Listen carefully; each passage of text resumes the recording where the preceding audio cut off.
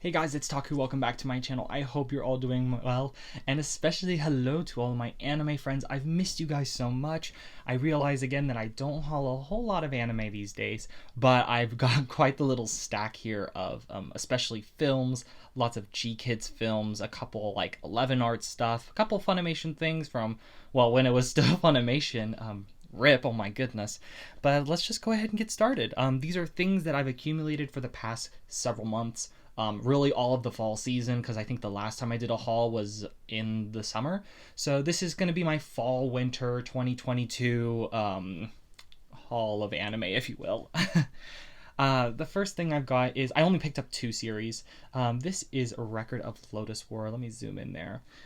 This is the OVA, the original OVA series and Chronicles of the Heroic Knight. I owned the limited edition of it, but I'm going to probably sell that off because, one, this collection is a lot smaller for just shelf. It's just downsizing. But then also, that set is selling for so much money for some reason, and I just don't understand why. Because you get the same thing here. This I don't even know if Funimation digital copy is still a thing anymore, but if it is, you can have that. And yeah, this is the set. So I think I've technically hauled Lotus War on my channel before. It's literally the same Blu-ray discs that were in that other set, so I don't need to necessarily go through them. And then this is the reversible art there, which actually I think only changes the little essentials label here. So yeah, this is Record of Lotus War. It's a classic fantasy series. I still haven't technically seen it, but I know people who have recommended it for a long time, and I know I'm gonna like it because I think I've seen like the first episode or two. So yeah, this is the original Lotus War. It's like third re-release of it. Next I've got Certain Scientific Railgun T Part 2. This is episodes 13 through 25, so it's the rest of T. They recorded the dub of this at least during COVID, so it's got kind of like certain characters got like mic issues. My camera, I'm so sorry, it's literally fading between two different colors of light. But some characters have like mic issues, which is unfortunate that they didn't re-record those. But again, I guess I'm just happy to have the series dubbed. So here is, again, I don't know if they're doing this, but if they are, it is yours. We can get that. There we go. And yeah, I love Railgun. I've done videos on Railgun, maybe a video. I've loved this whole franchise. It's really one of those anime that got me into anime kind of a thing. And so yeah, I'll always have a soft spot for Railgun especially, and it helps that Railgun T is a very good series in itself. I quite like the satisfying resolution of finally seeing this Daihase Festival arc pay off on this side of the universe, and it's in this set, so yeah, it's great to have it. I've got a couple other things. Again, this is from way back. I might have even already hauled this, or you saw it in my room tour video. I just don't think I ever did an actual sit down video with it, so that's what this is today. Haven't seen Josie yet. And the Josie the Tiger and the Fish. I've not seen this yet. People said it was very sad, very emotional, which not sure if I'm ready for that.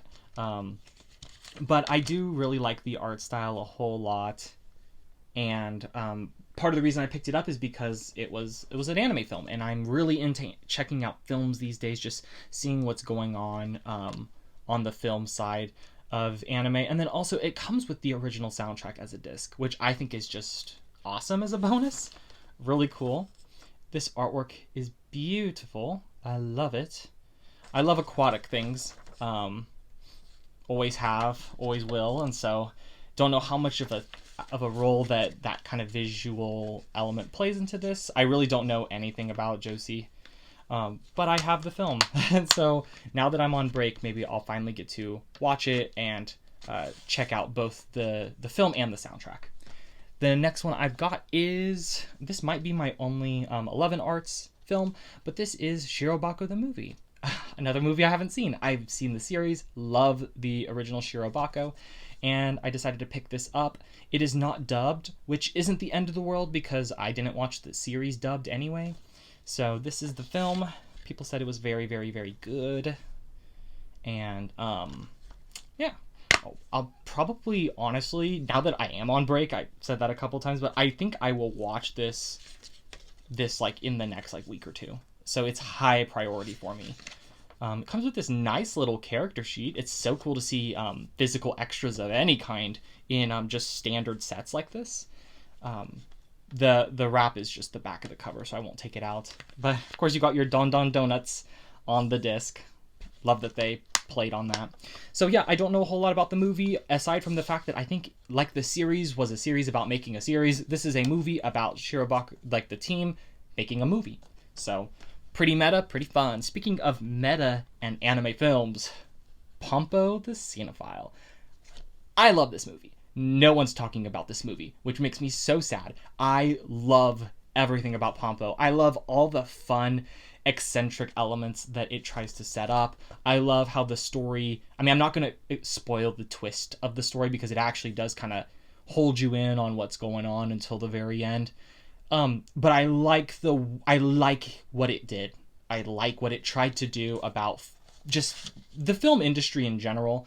Pompo is a nut for film, for filmography, for just all the elements of it. And she runs an agency where she hires out like directors and stuff. If I remember correctly, she was a famous director in her own right, but now she kind of just hires people and runs that business. And he is, I think, a script writer, and he's in charge of writing the script. And she might even be the director. I can't remember how it all goes. But he's kind of her right-hand man, and the shenanigans that she puts him through are funny and hilarious, but also there's a lot of insight about the creative process, about art, about what makes the cut, and especially what doesn't make the cut. What are the things going on behind the scenes that you don't get to see? And that's why I really like this movie, because it's an anime about that. So yeah, enjoy all the fun film references to other famous Hollywood films. It's Nollywood in this, but yeah, I loved Pompo. That's a great movie. Speaking of other movies that I actually do like and have seen, G-Kid's licensed pretty much the rest of Makoto Shinkai's catalog that hadn't been either already published by them, already distributed by them. I'll probably go in order, and I think Place Promise technically goes first, so I'll do this one. This is Place Promise in our early days. It's actually the first Blu-ray release that is available for sure in the US. I don't think it's dubbed. I don't think they did dubs for, at least new dubs for it. I think they just licensed it. I could be wrong though. Let's take a look. Yeah, I think it's just the Japanese, which is totally fine by me because again, the fact that we even have this now available for us, it's an old film now, and I'm not gonna lie, a lot of older Shinkai stuff has this weird science fiction flair to it that doesn't jive well with everyone. Things like Your Name and Weathering with You definitely appeal to a larger general market. Cool insert. I love this. His older films do not have that wide applicability. I know several people who have loved Your Name and Weathering with You, and they go back and watch his older stuff and they're quite disappointed. But Place Promise in our early days is one of the more obscure ones that people do not watch. In fact, in trying to come up with some kind of summary description for what it is, I'm drawing blanks. So yeah, I'm just gonna leave you with that. It's an obscure little film nowadays that a lot of people don't watch, but it's got that Shinkai element of his visuals, his old Tenmon music. Tenmon was the composer he hired out for like a lot of his early stuff. So this is Children Who Chase Lost Voices. This is the totally not a Studio Ghibli Makoto Shinkai film, and I love it. Again, I just love all of Shinkai stuff. I love what he tries to do. There's always, I wrote a blog post. It's one of my favorite blog posts from when I was especially blogging a whole lot. I need to get back to it. But I wrote a post about how kind of the theme of longing is the most prevalent thing in Makoto Shinkai things. It's always just this longing and loneliness and just chasing after lost love or chasing after things we can't have. This is the insert, and this insert is actually from the Sentai Filmworks set. I'm going to sell my Sentai Filmworks version of it because I just have... It's the exact same set using the exact same artwork. This one just had a nice little postcard, so I just went ahead and kept it. But here's the inside. It's a beautiful film on its own, for one. Even if the story doesn't sell you, it's a beautiful film. It's a long one too. I think it's got a 2-hour run, so there's lots in it that's interesting. And again, you just see how he always manages to talk about the pain of longing and what it feels like to have things that are, well, no longer in our reach. The one that probably most identifies with that idea is 5 centimeters per second. It's kind of the masterpiece that really put him, I think, on the global scene. People love this movie. People who like art, people who like films love this movie. But then this is where we start getting into that, I personally think, more general Shinkai audience. Like, what's a Shinkai movie like? Well, you can watch 5 centimeters per second to see one of his more sad ones. But I believe this one also has the old dub on it. Yeah, it looks like English. So it does. I think there might have even been 2 dubs for this. And I can't remember which one they put on this, if it did have 2. So this one, of course, is you see GIFs and pictures of this all over the place.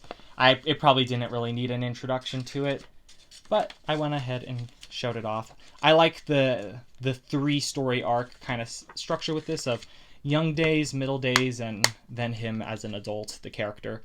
So it's interesting, even just from a film perspective, on how this one's put together. Next one I have literally nothing to say on because I haven't seen it. Tale of Princess Kagya. This is Studio Ghibli, and I got this because it has a slipcover, which seems like a really shallow answer. But my other Princess Kagya didn't have one, so I'm technically re-hauling this one. Comes with a little art booklet here, just the Studio Ghibli collection stuff, which is really nice. I really don't have anything to say on it other than I think it's the Moon Princess tale, just told from Studio Ghibli. Haven't seen it, going to, but now I will feel satisfied since it matches all my other G-Kids releases in that it has that slipcover. The only one that I'm missing a slipcover for now is, I don't know if did I put that in right? Yeah. The only one that I'm missing a slipcover for now is Marnie. I think When Marnie Was There. Is that the name of the film? That's the only one that I'm missing because this one was the other one that was missing a slipcover. And I don't even... This is the most notoriously frustrating Ghibli movie of them all, Ocean Waves. I did actually rewatch this as soon as I got the Blu-ray, which was just end of November I got it. And I went ahead and put it in the player. It was like, I needed to rebuy it because it had the slipcover when I saw it in a store, in a Barnes & Noble. And I was like, how does this film hold up? And it is still just a little frustrating little movie. For one, the main guy is just way too nice, and he's kind of a pushover, which I guess is a character flaw. But the girl in this drives people nuts. And so I understand it a lot more now that I'm older. I think I watched it when I was too young, and I was just like, well, she's rude. And she is. There's no excuse for it. But as I look back on it now, there's especially a scene at the end of this where they have a high school reunion, and everyone's an adult. And that scene just resonates with me a lot more than it did, I think, upon first watch. Funny enough, I don't even think this scene is in the movie. If it is, I don't even remember it, and I just watched it. So don't know why it's called Ocean Waves, and I don't know why this cover looks like this. The last G-Kids movie that I've got here is Summer Ghost. This is the debut feature from Loundraw, who I think kind of like Shinkai is a go-get-em, making everything from the bottom up, but I could be wrong. It looks like a very indie film. It's only a 40-minute long movie. I don't think they dubbed it. Maybe they did. Oh, it looks like they did.